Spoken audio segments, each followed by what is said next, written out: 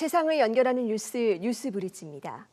과거 대학 가요제 등을 중심으로 큰 인기를 끌었던 밴드 음악이 요즘 K-팝 시장에서 다시 주목받고 있습니다. 이 침체기를 맞았던 K-팝 산업의 새로운 돌파구가 될 수 있을지 주목되는데, 이 다시 부는 밴드 열풍의 배경과 의미에 대해서 동아방송예술대학 심희철 교수와 이야기 나눠봅니다. 교수님 어서 오세요. 네, 안녕하세요. 네, 한창 이 아이돌이 주류였는데 요즘엔 또 밴드 음악이 다시 강세를 보이고 있다고요. 요즘 굉장히 뜨겁습니다. 네. 이 밴드 음악은 8, 90년대만 해도요. 청춘과 낭만을 상징하는 K-팝의 주류 음악이었어요. 그런데 이제 시간이 지나면서 아이돌 음악이 등장하고 발라드, 힙합 등에게 약간 밀리면서 긴 시간 동안 마이너 음악으로 이제 자리 잡고 있었는데, 최근에 다시 떠오르면서 각종 음원 차트 1위뿐만 아니라 대학 축제와 페스티벌 섭외 1순위가 되었어요. 그래서 가장 요즘에 떠오르는 장르가 되었는데, 한마디로 정의하면 이전에는 나만 알고 싶던 밴드에서 이제는 모두가 아는 밴드로 좀 대중화되었다, 이렇게 볼 수가 있습니다. 네, 다시 한번 대세로 떠오르고 있는데, 사실 이 밴드 음악 하면 모든 세대가 공감하는 어떤 젊음의 상징으로도 통하지 않습니까? 네, 그렇습니다. 밴드 음악은 과거와 현재를 잇는 세대 통합형 그런 메시지도 담고 있는데요. 네. MZ 세대 분들은 밴드 하면 요즘에 좀 떠오르는 데이식스, QWER, 또 잔나비, 굉장히 인기가 많잖아요. 이런 이제 밴드를 생각을 하는데, 8, 90년대 장년층에서도 그때 정서를 가지고 있는 분들도 있어요. 우선 신화위, 백두산, 부활과 같이 헤비메탈형 밴드도 그때 인기가 굉장히 많았잖아요. 그때는 이제 그룹 사운드라는 표현도 썼어요. 그다음에 산울림과 같이 서정적인 밴드도 있었고, 무엇보다 대학가요제 출신 밴드도 빼놓을 수가 없습니다. 그 배철수의 송골매, 그리고 신해철의 무한궤도와 같이 당시에 한 시대를 풍미하던 이런 밴드는 시대와 세대를 초월해서 청춘과 낭만을 상징하는 그런 문화로 늘 기억되고 있습니다. 네. 그런데 한동안 잠잠했던 밴드 음악이 최근에 다시 인기를 끌고 있는 배경은 뭐라고 볼 수 있을까요? 우선 코로나 시기에 억눌렸던 풍선 효과라고 말씀드릴 수 있어요. 풍선은 한쪽을 누르면 한쪽에 이게 튀어오르잖아요. 그렇죠.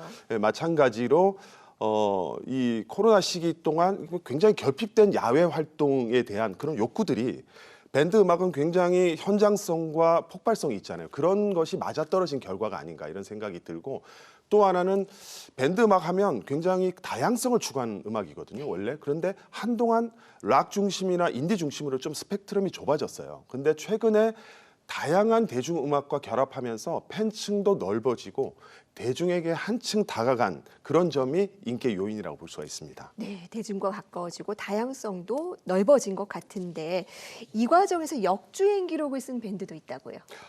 네, 그렇습니다.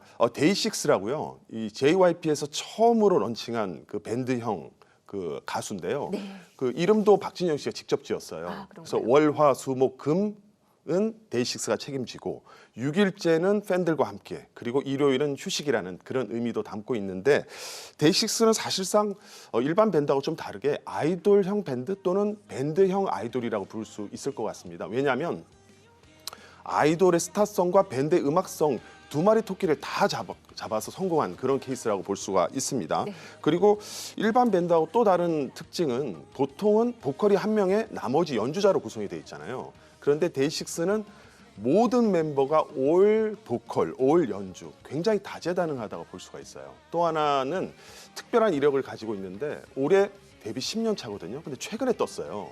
근데 그 이유가, 과거에 발매한 음악이 최근에 역주행해서 떴는데, 그 이유가 트렌드를 쫓는 것보다는 청춘에 대한 자신들의 이야기를 굉장히 진정성 있게 하나하나 담아가고, 오랜 시간 누적된 그런 음악성이 인기를 끄는 또 하나의 요인이 되었다, 이렇게 볼 수가 있습니다. 네, 말씀해 주신 이 데이식스가 밴드 가수 최초로 고척돔에 입성했다는 소식도 있었죠. 네, 고척돔은 대중 가수라면 누구나 한 번쯤은 단독 콘서트를 해보고 싶은 상징적인 그런 그렇죠. 장소인데요.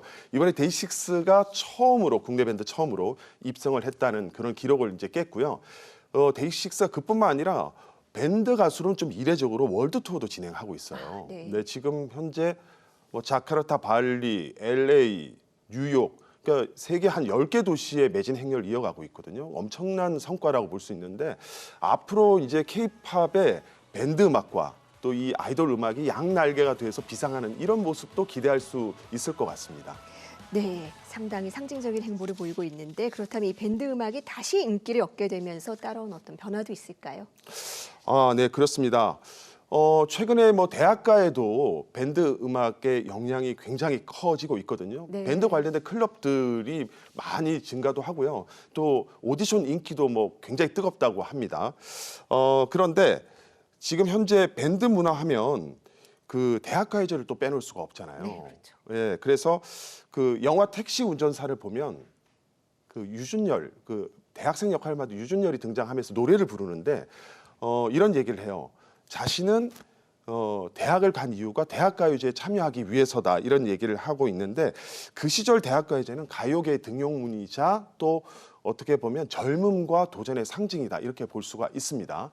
그리고 최근에 한 방송사에서 이 옛 대학가요제를 다시 부활시켜서 굉장히 뜨거운 이슈가 되고 있는데요. 지난주 방송에서 두 밴드 그룹의 뜨거운 대결이 시청자들에게 재미를 좀 주기도 했고 최근에는 지금 뭐 낙원상가, 악기상가 있잖아요. 네. 거기에도 하나 둘 이제 폐업을 하고 있었는데 요즘에 다시 또 활력을 되찾는 등 대학가의 분위기가 뭐 전체적으로 많은 변화를 일으키고 있습니다. 낙원상가에까지 활력이 찾아왔네요. 네, 네.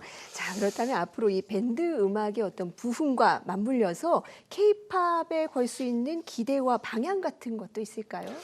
네, 그렇습니다. 요즘 뭐 케이팝 하면 아이돌 중심의 댄스 음악을 케이팝이라고 얘기를 하잖아요. 근데 사실은 원래 뜻은 당대에 인기 있는 대중음악 그 자체를 얘기를 하거든요. 그러니까 뭐 발라드라든지 뭐 힙합이라든지 지금 얘기한 밴드 음악도 다 케이팝이라고 볼 수가 있어요. 그래서 요즘에 케이팝이 무지 잘 하고 있지만 일각에서는 이런 얘기가 있습니다. 뭐 공장형 아이돌, 그러니까 표준화된 그런 어떤 시스템에 대해서 우려를 표하고 있는데 이유가 뭐냐면 이 음악적인 저변이라든지 창작의 다양성이 좀 확장되어야지만이 그 케이팝이 롱런할 수 있다 이런 지적이거든요.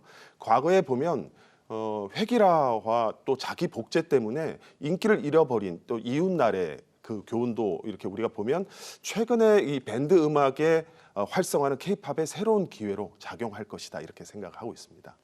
네, 다시 한번 전성기를 맞이한 밴드 음악이 케이팝의 다양성도 넓히고 시장의 성장도 이끌 수 있는 활력소가 되기를 바랍니다. 교수님 오늘 말씀 잘 들었습니다. 네, 감사합니다.